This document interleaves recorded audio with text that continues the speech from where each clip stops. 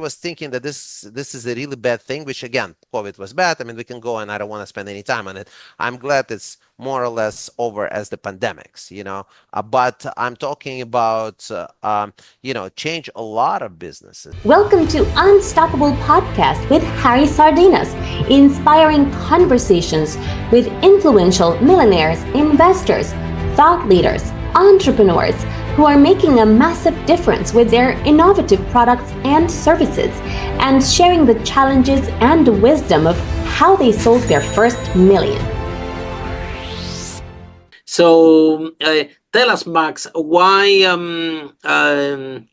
how, because some people in your situation, they might commit suicide, and there you go, you're very healthy, very happy. I know there was hard times. So how you overcome adversity, and whether you find the strength to come back even more powerful than before?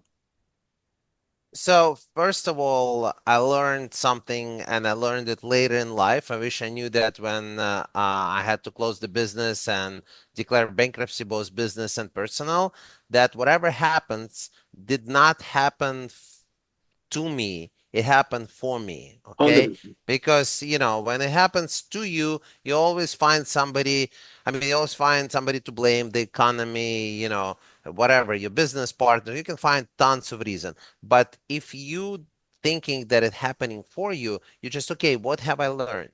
You always can come back. It's an old saying, what doesn't kill you makes you stronger, but it's definitely true. Okay, unless God forbid something like you mentioned suicide, then that's something you can come back from it. Okay, that what's done, it's done. But other stuff you can definitely learn from it and move forward, and as you said, to become stronger. So Where do you find the strength, Max? what The strength, because some people after this, can you imagine working so hard, build this company, making millions, or have all these employees, and all of a sudden you are with nothing? It's pretty tough to deal with this situation. Yeah, most of the people will get depressed. Most of the people will drink alcohol. Most of the people will get divorced. Most of the people and they will never come back from that one. So where do you find the strength? Do you read any book? Do you have friends to support you? Um, how you came back from that point? Because I know I've been there.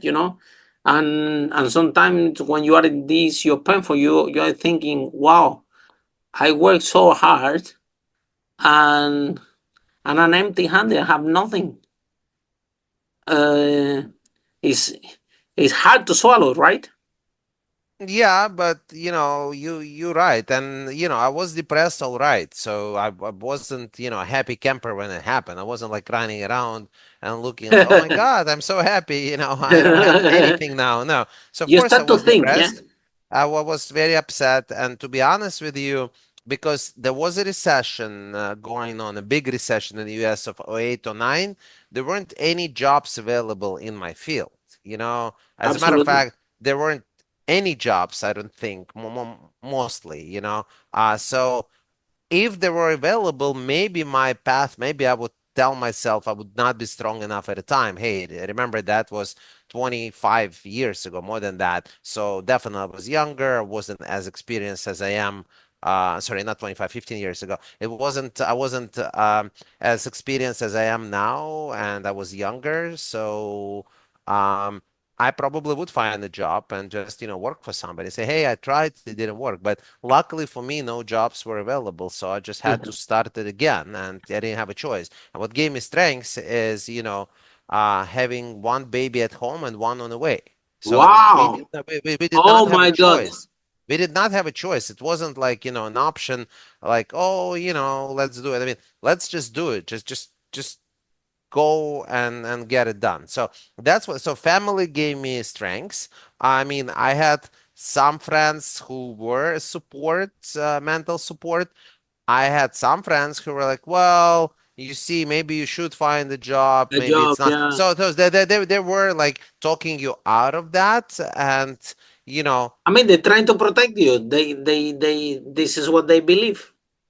it's They you can love look at you. it this you can look at it this way, or you can look at it that some of them, I'm not saying all of them, they're a little bit, jealous. They that they never took any risks, I because they understand. like live the life with somebody else. I mean, why so many people looking at, sky jumpers and people doing some, crazy tricks, on the mountains, on motorcycles or whatever. I'm looking at it, I'm like, oh shoot, I will never do that. So I mean, don't get me wrong, I'm not doing it. But some people leave the danger watching somebody else's life. Okay, and I'm taking the extreme. Of course, that would not kill anybody, trying to open another business, but it is a risk again. And so people were like, watching it, just staying behind and, just okay, well, I hope he's not gonna fall. But maybe some, I mean, not the friends, but some people like, well, I hope he falls. It's so gonna be so much fun to watch. But obviously, these people And you don't what a want them as your relief. And friends. then I was right keeping my job. Yeah. Yes, yeah, for sure. Yeah. So then, Max, you didn't have any choice. So how you came up with this new idea? Well, the new idea was, we started it was a landscape construction business, and we were doing mostly the regional, and we were doing mostly tract homes. When they were building, we were doing backyards and front yards, and then they just simply stopped building. So what brought us down, besides the fact that we didn't know the finances very well at the time, because if we did, we probably would not have a choice, but it would not be as painful as the bankruptcy was, because again, I said we lost pretty much everything. We started the landscape maintenance business, and this time we were paying attention, we were doing it. But again, the business started growing. And the spoiler alert, second time it was, better, and we were able to sell the business, because that was the Wow. plan. That was the plan originally. And then, when we had the business, we were thinking with my co-founder, who was my wife at the time. I mean, she's still a business partner. We are not married anymore, but we are she's a huge part of the business. She's a chief people's officer for BooXkeeping. So we were so busy, and then we're like, we need to find a bookkeeping company to do bookkeeping for us. And I went out and tried to get estimates. I talked to 20 bookkeepers, and the estimates I've got were from $200 to $2,000 for exactly same scope of work, which I can tell you, and I knew that at the time from my finance background, it's not healthy. You can't have such a big fork. Okay. I mean, 200 to 400, I get it. Everybody has different pricing, but same scope, 200 and 2000, no way. So we're like, there is an opportunity to break into the market. And so that's how bookkeeping started. And it started in the garage, and I was getting the jobs, and Elena was doing it. And at the time, we were running the landscape maintenance business, so I was running two businesses at a time. Wow. And eventually, as I said, we sold it and just concentrated on bookkeeping and moved to the office, and so on and so forth. But that definitely, in the beginning, it was like a part-time business. I'm like, well, it's still growing. You can do it. So there is definitely an opportunity. And then in a few years, we opened an office, by accident, we got into franchising. We started doing bookkeeping for uh, one small franchise who started recommending us to their franchisees. And then before we knew, it's another one, another one, another one. So right now, bookkeeping is the preferred bookkeeping provider for over 100 franchise brands in the US. Okay, in all Wow. 50 states.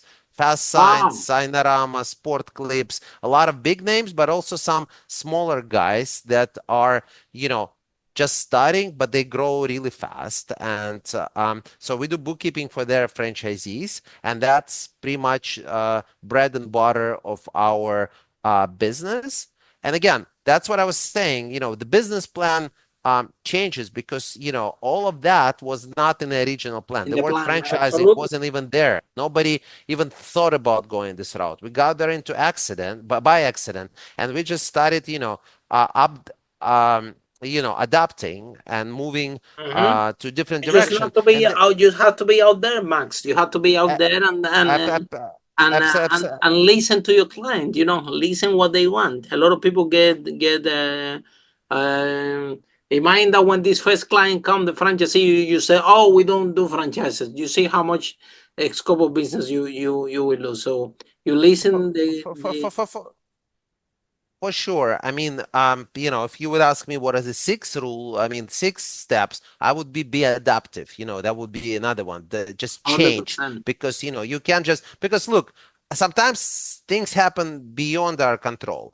I mean, COVID changed a lot of businesses, the way people were doing. I can tell you in bookkeeping before COVID, people were like, no, no, I want my bookkeeper to come and to work at the office. A lot of people were saying that. I want to have a one-on-one meeting. I want to see them live.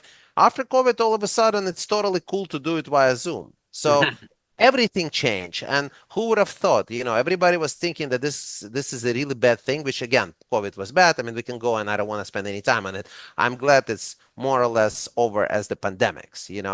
But I'm talking about, change a lot of businesses, the way people doing businesses.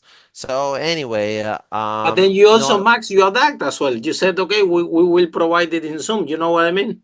Because that's yeah, the yeah, other thing as well. for A lot of bookkeeping friends, they say, oh, let's close the office. I'm going out of business because we cannot see the client face to face.